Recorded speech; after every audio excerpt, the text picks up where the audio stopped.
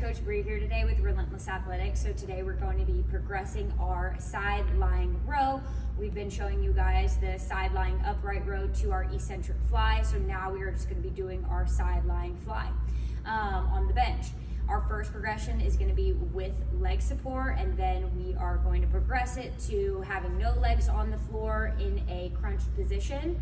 And then we're going to go to straight legs so that they're forced to engage their core even more. So first progression here is going to be with leg support. So the athlete is going to lie on their side. They're going to have one hand out in front of them for a little bit of support, and then for even more support, they're going to have that top leg or top foot on the ground. So we're looking for the wrist to be right in front of the chest here, and they are raising up, keeping that arm as straight as possible. When they're at the top, we're looking for the wrist to be stacked over the shoulder, and then it's still a slow eccentric down. So it's a controlled motion upwards, and then a slow eccentric down. Then our next progression is going to be, we're going to have the athlete actually tuck their knees. So we're going to be essentially in a side lying kneeling position where the knees are tucked.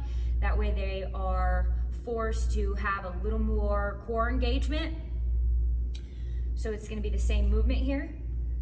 We're looking for that wrist to stay in front of the chest and then to be stacked up top of the shoulder here. And then our last progression is going to be the legs are going to be nice and straight. The athlete is going to be forced to crunch their hips underneath them to maintain this position on the bench, especially once they get overhead and that dumbbell is stacked on top of the shoulder. So it's controlled up. We're looking for them to shrug up into that dumbbell and then controlled down. And that's our side lying fly.